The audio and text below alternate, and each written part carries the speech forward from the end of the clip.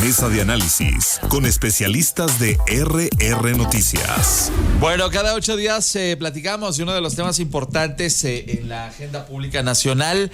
Pues el domingo la presidenta de la República tuvo esta reunión multitudinaria y la gran pregunta que nos hacemos es ¿cuáles han sido los mensajes políticos a propósito justamente de lo vivido el domingo?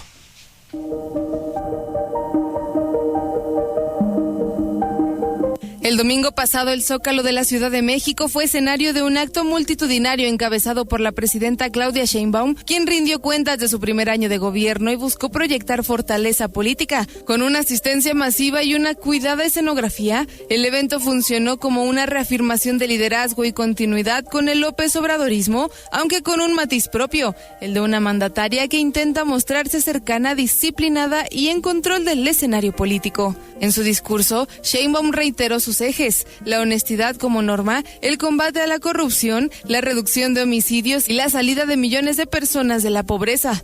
La narrativa fue clara: un gobierno con rumbo, orden y respaldo popular. Sin embargo, la disposición del templete con figuras como Adán Augusto López, Ricardo Monreal y Gerardo Fernández Noroña en lugares secundarios reveló la coreografía del poder interno. La presidenta quiso dejar en claro que, aunque provienen del mismo movimiento, su estilo no es réplica, sino evolución. ¿Cuánta legitimidad real se deriva de la plaza pública frente a los contrapesos institucionales? ¿Hasta dónde puede llegar un gobierno en su afán de eficacia sin erosionar derechos fundamentales? Bueno, gracias a Sole Serrano por las cápsulas de contexto esta mañana y bueno, pues saludo a nuestros invitados a la mesa en el orden en el que fueron sorteados previamente. Aquí está don Víctor Cuevas. ¿Cómo le va, don Víctor? Muy buenos días, mi estimado Ángel, muy contento de estar esta mañana aquí en los micrófonos de RR Noticias. Bueno, nos acompaña también mi querido Juan Luis Íñiguez. ¿Cómo estás, Juan Luis? Saludarte esta mañana y a todo tu auditorio. Gracias y muy bienvenido. Está también Jorge Luis Montes. ¿Cómo estás, Jorge? ¿Cómo te va? Con mucho gusto de estar aquí en los micrófonos de RR Noticias, Ángel. Gracias y muy bienvenido. Don Sergio Camacho, ¿cómo le va? Buenos días, bienvenido. Don Ángel, buenos días. A punto de entrar a cabina, con el gusto de cada miércoles en RR Noticias. Sensacional. Ya saben ustedes que luego el tráfico no tiene palabra de honor en Querétaro, pero ahí viene ya don Sergio en camino y mientras lo tenemos gracias justamente a la magia de las telecomunicaciones. Por lo pronto, pues vamos a arrancar contigo esta mañana, si te parece, querido Víctor, preguntarte una primera opinión acerca de lo visto y vivido ahí en la Plaza de la Constitución el domingo. Pues quizás la gran pregunta que surge después de ver este despilfarro que tuvo Morena y la Cuarta Transformación ahí en el Zócalo capitalino es si el poder se exhibe a través de multitudes rentadas o si en realidad el poder debería de ser celebrado a partir de las libertades ganadas. Y es que si nos damos cuenta en lo que va de este año de la presidenta Claudia Sheinbaum, gran parte del balance es que hemos perdido bastantes libertades los mexicanos. La primera de ellas naturalmente está con este asalto que hicieron al Poder Judicial a partir de la morenización de la Corte en nuestro país con esta simulación de elección y después lo vemos con el arrebato a la ley de amparo, la intención del gobierno pues precisamente de ir eliminando los contrapesos que tienen los ciudadanos para poderle hacer frente a las decisiones que se toman desde el poder. Entonces, sí, efectivamente, miles acudieron, pero muchos de ellos fueron llevados a través de las estructuras sindicales, las estructuras burocráticas, la presión y, por supuesto, una unidad que más bien parece un ejercicio de logística de tantos y tantos camiones que llegaron. Y sí, decía el gobierno de la Ciudad de México que fueron 400,000 personas. No, pues ni que hubieran puesto a Bad Bunny ahí en concierto. O sea, no estoy tan seguro que fueron los 400,000, pero sí, evidentemente, pues se vieron olas y olas de gente. En fin, voy ahora contigo, querido Juan Luis, es tu turno. Gracias, estimado Ángel. Pues además de este derroche, estoy seguro que muchos de tu auditorio se cuestionan por qué la presidenta de México otorga una defensa que exonera a López Obrador y su cuestionable gobierno repleto de los más pestilentes actos de corrupción. Y muchos quisiéramos que, así como en ciertos hechos hay una distancia con el anterior, pues en los dichos también se actuara de forma congruente y que si se trata de combatir la impunidad, se abandonara esa postura de lealtad que roza con la dependencia política, bueno, a tal grado de que en el guión le debe de seguir llamando presidente. Y parece que la obligan a comportarse como heredera cuando es la presidenta y, por cierto, la más votada de la historia. Pedirle a Claudia Sheinbaum que mande al exilio, al menos políticamente hablando, a su antecesor, pues suena a una completa locura, pero hasta ahora. Así que seguirán las maromas cada vez más descompuestas para defender a López, a menos de que en Washington se determine otra cosa. Gracias, Juan Luis. Mi querido Jorge, lectura de lo que se vio el domingo. Pues es una continuidad del poder del legado que nos deja el presidente López Obrador, no se puede dejar de mencionar, es una herencia bendita que tenemos de esta forma de gobierno. ¿Y qué representa lo del domingo en el Zócalo? Pues sí, es una exhibición de poder, de posibilidades, de respaldar las encuestas que ya se habían publicado días anteriores, no solamente es en papeles, en la realidad, el respaldo que tenemos, movilizar también a simpatizantes es un buen ejercicio, ejercitar el músculo del respaldo ciudadano, reforzar la organización también, este hecho de que las estructuras de varias organizaciones estén presentes en los estados, de dependencias de partidos políticos, establecer la agenda también fue una muestra de ello, mandar mensajes, por supuesto, actores políticos fue algo fundamental de que los coordinadores de la bancada estuvieran en segunda fila después de que le dieron la espalda en el evento anterior. Y transparentar los resultados. Creo que fue lo más importante, como lo había venido haciendo en todos los estados de la República. Gracias, querido Jorge. Se me olvidó arrancar el reloj acá, pero allá sí estaba, allá en la producción sí los traen bien checaditos con el tiempo. Nos traen, diría yo. Don Sergio, ya lo recibimos en la mesa. Buenos días. Primer comentario, primera lectura. Sí, Ángel, mira, pues, hay coincidencia en los comentarios de los compañeros pero sí de destacar lo notable, ¿no? Parece que la presidenta lo hemos comentado en otras mesas, ¿no? Muy pragmática, y ahora mostró este pragmatismo en el libreto que trae dentro de del ejercicio de su mandato, ¿no? En el sentido de que hizo este recorrido por los 32 estados del país, remata en el Zócalo capitalino al más puro estilo del priismo de hace muchos años, con muchas estructuras, muchos sindicatos ahí presentes, la cuadrícula de organización de cómo estaba la gente sentada, los corralitos para los descarriados en algún otro momento, y sobre todo un mensaje muy dogmático, ¿no? Porque más allá de hablar de resultados, pues hace referencia a López Obrador, hace referencias a la lucha contra la corrupción, a la honestidad, y sobre todo al mandato del pueblo, ¿no? Y el privilegiar y poner al pueblo primero. Pero bueno, todo esto se ve que es parte del libreto de la presidenta, ¿no? Si bien tiene sus asuntos pragmáticos de trabajo y de dar resultados, también se debe a esa enorme popularidad a estos asuntos dogmáticos donde, pues parece que en la Cuarta Transformación, privilegian mucho los simbolismos. Bien, muchas gracias, mi estimado Sergio. Bueno, vamos ahora al siguiente punto. Las lecturas políticas, ya lo adelantaba un poco Sergio y ya lo decíamos también en la cápsula de contexto.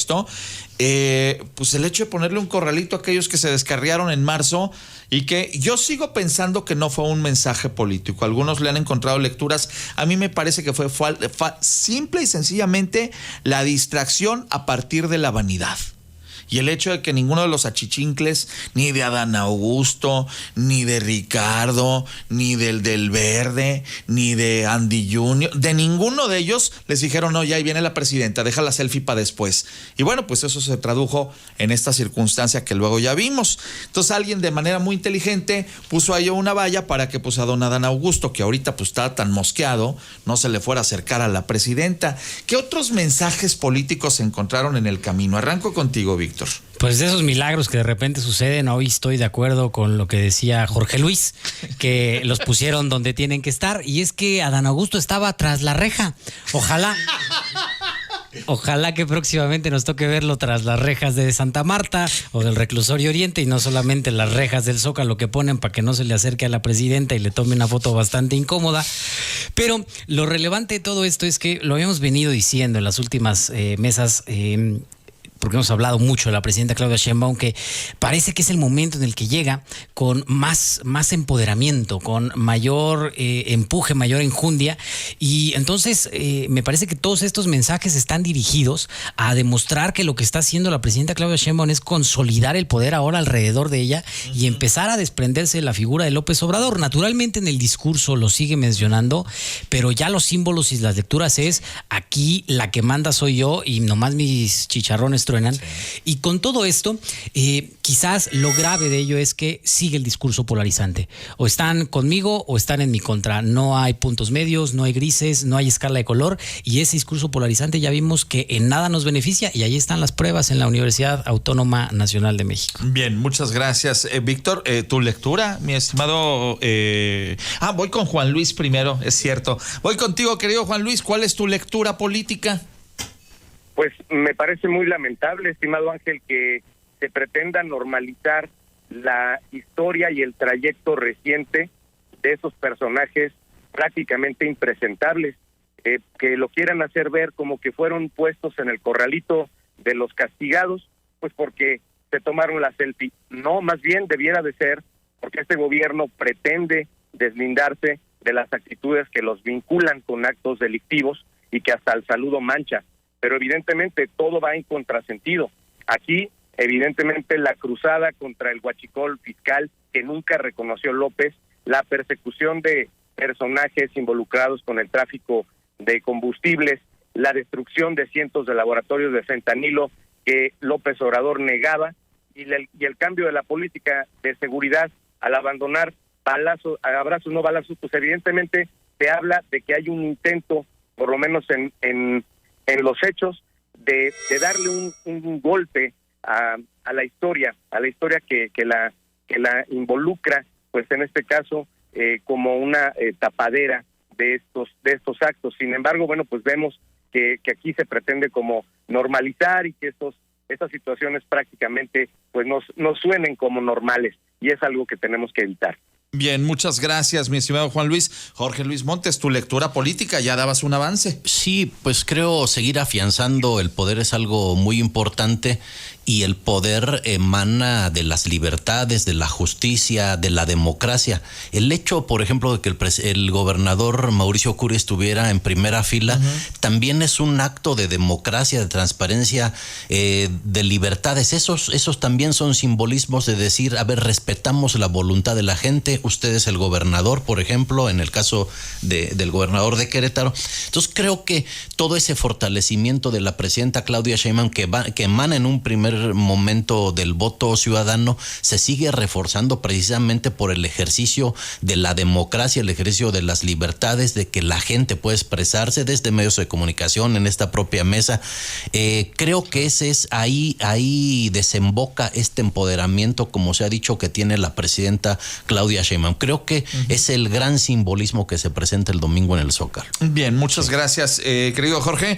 Bueno, Sergio, tu lectura política. Sí, Ángel, bueno, pues la muy clara, y lo comentaba ahorita Víctor, ¿no? Bueno, pues el mensaje de la presidenta es que es ella es la presidenta y es la que concentra, además de la aceptación, el poder político del país. Hace algunas semanas que platicábamos de derivado de la popularidad de la presidenta, de esa alta aceptación, cómo estaba el control dentro del partido, ¿no? Entonces creo que dio una muestra de presidencialismo, por así decirlo, ella sentada sola al centro del templete, el gabinete o su gabinete ahí a un lado, en primera fila los gobernadores y todos los demás acomodados de acuerdo a cómo le pareció políticamente conveniente, ¿no? Entonces ahí se ve que la presidenta, bueno, pues vamos, el carisma que en su momento tenía López Obrador, y que por eso ella también lo sigue mencionando para colgarse ese carisma, pues ella lo compensa al no tenerlo, pues con una estricta metodología y un procedimiento muy, muy claro, ¿no? O sea, con mucho más inteligencia emocional, con un mucho más estratega en la parte política. Entonces creo que el mensaje fue eso, ¿no? Se terminó el tour del país donde fui a saludar a todos y manifiesto, al menos en el tema de las sillas, cómo está el poder en México, ¿no? Y está concentrado en una sola persona.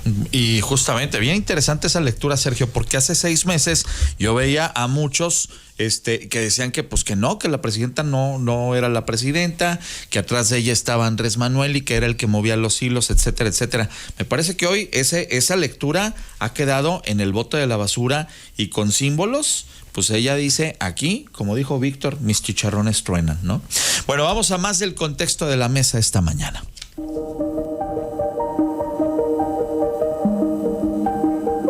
El discurso de Sheinbaum en el Zócalo tuvo evidentes lecturas políticas. Por un lado, consolidó una imagen de legitimidad y fuerza popular. Por otro, evidenció el riesgo de depender de la movilización simbólica más que de resultados tangibles. En este contexto, el evento coincidió con un debate candente. La reforma a la ley de amparo, una pieza clave del equilibrio entre poder y ciudadanía.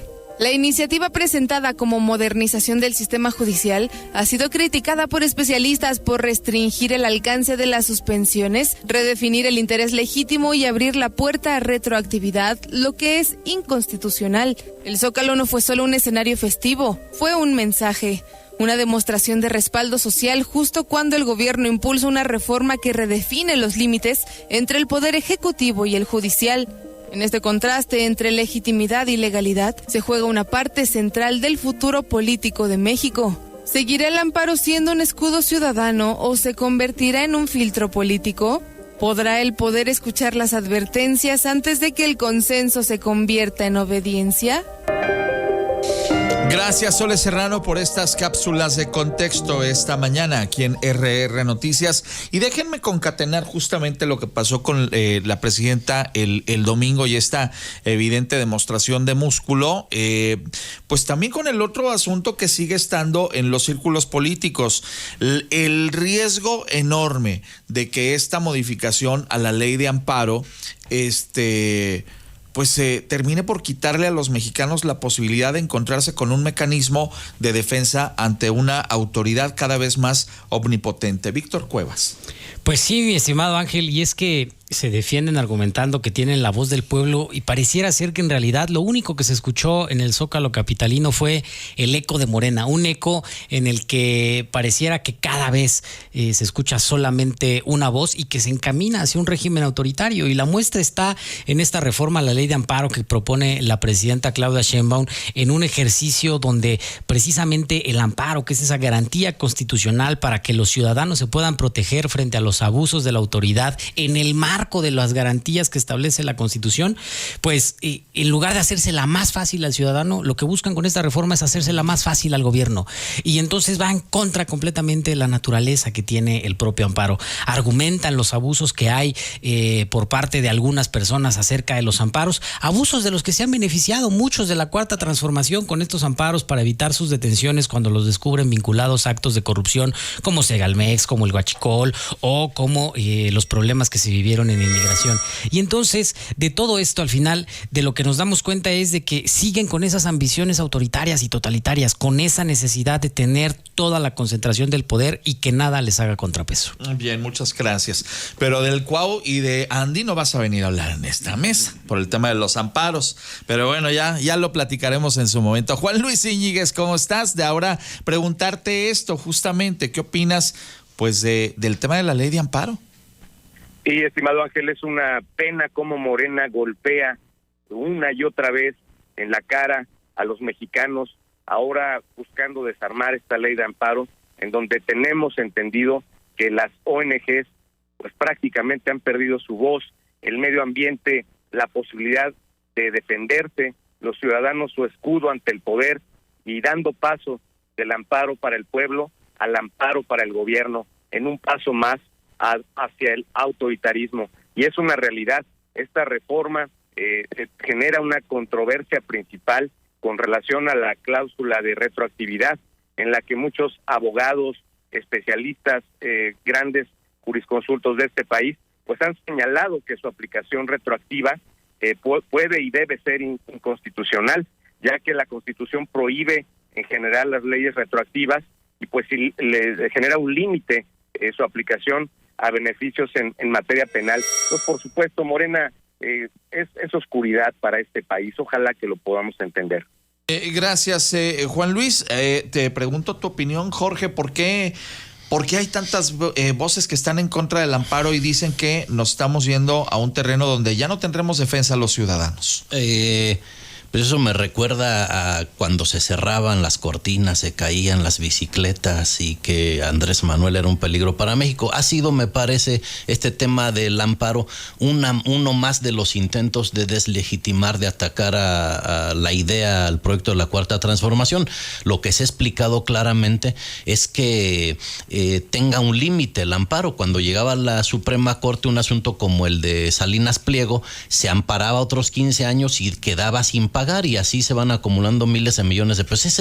Es el entendimiento que hay en la 4T del tema del amparo. Me parece que esta va a ser otra bala de salva que tiene la derecha para intentar atacar a la Cuarta Transformación, pero en resumen lo que vemos es el gran respaldo y la legitimidad que tiene la presidenta Claudia Sheinbaum con lo que vemos el domingo en el Zócalo y lo que va a permitir seguir avanzando en los proyectos prioritarios. Bien, muchas gracias, mi estimado Jorge. Preguntarte, Sergio, este tema de lo de la ley de amparo, yo digo, lo concateno porque pues de un lado se habló de cosas muy bonitas ahí en el discurso del domingo, pero siguen las críticas en el sentido que se concentra el poder. Exacto, Ángel. Bueno, pues sí, se comentaba lo decía Víctor, ¿no? Ya cada vez hay menos contrapesos, ¿no? La enorme popularidad de la presidenta, el presidencialismo, el control que tiene sobre las cámaras, la reciente reforma al Poder Judicial, donde también, bueno, pues vimos jueces en el evento, ¿no? Vestidos o disfrazados de morena. Y bueno, pues ahora, si bien la ley de amparo o el amparo era una herramienta, pues en algunos casos insuficiente o perfectible, y bueno, y sobre todo no necesariamente infalible para el asunto de la impartición de justicia, sí era una herramienta que al menos existía, ¿no? Sí. Y hablando de que era perfectible, bueno, pues era perfectible como el Poder Judicial era perfectible como el INAI, como muchos de los instrumentos que la Cuarta Transformación ha venido desapareciendo o borrando para generar un control, ¿no? Sí, de verdad se nota en serios esbozos de autoritarismo, y creo que si bien había una ley que era perfectible y que no era infalible, se podría haber mejorado sin otorgarle, en aras de esa mejora, el control al autoritarismo, que era de lo que precisamente se defendía. Bien, quiero agradecerles mucho a los 4 por estar aquí esta mañana, y si les parece nos vamos a la última ronda, que será de 30 segundos, y voy a arrancar con usted, don Víctor Cuevas. Suponiendo, sin conceder, que tuviera razón Jorge Luis y que entonces esta ley de amparo haya nacido de la buena intención de limitar a los empresarios malditos que con amparos dejan de pagar impuestos, la realidad y la máxima que me enseñó mi mamá es: no hagas cosas buenas que parezcan malas. No se necesitaba una reforma a la ley de amparo para poder conseguir esto que mencionan es en realidad la intención, porque ya tienen el control del Poder Judicial. Basta con que la Suprema Corte analice bien el caso y determine si Salinas Pliego debe lo que le están cobrando o no lo debe. No se necesitaba una reforma a la ley de amparo, que lo único que está haciendo es hacerle las cosas más difíciles a los ciudadanos. Y además agrégale el tema de la retroactividad. Juan Luis Íñiguez, 30 segundos. Me queda claro que la popularidad comprada no significa necesariamente que tengamos un buen gobierno. Más de 200,000 acarreados de diversas partes del país. Vamos a irnos bajitos, estimado Ángel. ¿Qué te gusta? Unos 1,500 pesos por persona. Estamos hablando de 300 millones de pesos. Aquí la pregunta es: ¿salieron del erario público o los pagó un privado? Y si es así, ¿a cambio de qué? Ahí la dejamos votando. Pues ¿dónde venden tortas de 1,500? Que me digan. Oigan, don Jorge Luis Montes. Yo creo que un ejercicio democrático muy importante, lo del domingo en el Zócalo, en respaldo a la presidenta Claudia Sheinbaum, le sigue dando impulso a una líder como lo es ella para seguir avanzando en los proyectos de transformación. Eso sabemos, eso le da el poder, así lo ha tomado la Cuarta Transformación, el poder de seguir avanzando en los proyectos. Se refuerza la organización, se ejercita el músculo que tiene Morena, y me parece que avanza a paso firme la Cuarta Transformación en nuestro país. país. Muy bien, muchas gracias. Jorge, cierras la mesa esta mañana, Sergio. Sí, Ángel, bueno, pues sí, con enormes dudas, ¿no? Sí se da esta muestra de manifestación de poder, pero y este proyecto de seguirlo concentrando, ¿no? Falta por ahí la amenazante reforma a la ley electoral, sí, que bueno, pues precisamente podría ser esas señales adicionales de cómo quieren seguir concentrando el poder, y creo que es muy temprano y apenas estamos en el primer año de la presidenta Claudia Sheinbaum, pero si siguen concentrando el poder y después de Claudia Sheinbaum, ¿quién podrá gozar de ese poder? Uh-huh. Y con todos esos mecanismos que le van a permitir pues tomar decisiones prácticamente sin contrapesos. Por cierto, y en el tema de los acarreos, yo creo que sí los hubo, pero también creo, y lo creo firmemente, que miles de personas van al llamado de la presidenta porque es una líder también que se ha convertido en ella misma en un símbolo para miles, y diría yo acaso millones de personas. Entonces sí, yo creo que hubo acarreados que les dieron su tortita, pero también hubo miles que fueron por puro gusto ahí al Zócalo con todo y la soleada. Oigan, amigas y amigos, así llegamos a la mesa, al final de la mesa esta mañana. Yo quiero agradecerles a los 4 por estar con nosotros el día de hoy. Don Víctor Cuevas, muchas gracias por estar aquí. Mi estimado Ángel, pues así como lo dices, que por puro gusto, ahora el comercial es diferente. Vayan y se den una vuelta a la Feria de Colón. Bien. Porque, qué bueno está el cartel allá en Colón. Entonces, vayan y dense una vuelta. Hasta Espinosa Paz va a venir, imagínense nada más. Don Juan Luis Íñiguez Chiva, hermano, a la distancia. Ahí vamos, mira, con todo. Y que Pumas le quería comprar un penal ahí al árbitro. Nos pusieron un penal de chocolate, pero pues lo fallaron. Se les ciscó, mi querido Juan Luis. Ni así pudieron, estimado Ángel, con regalitos. Ahí vamos, estimado Ángel, vamos a tener liguilla, los rojiblancos. Que Dios te oiga. Mira, no me quiero hacer ilusiones todavía, pero parece que ahí va. Mi querido Jorge Luis Montes. Ángel, como siempre, un placer estar en estos micrófonos de RR Noticias con don Ángel Solís. Muchas gracias. Muchas gracias. Bienvenido, como siempre, don Sergio Camacho. Don Ángel, oye, pues sí, se nos anda cayendo el mito de Efraín Juárez, caray, sí. Pero bueno, mucho gusto por las Chivas. Bueno, pues ni hablar, así las cosas. Aprovecho para decirles que un tipo malvadísimo que está en esta mesa, que se llama Víctor Cuevas, trajo como 800 panes de muertos para toda la producción. Así que, en el nombre sea de Dios, están viendo que está uno cachetón y que cada vez aparece uno en la cámara con más cachete.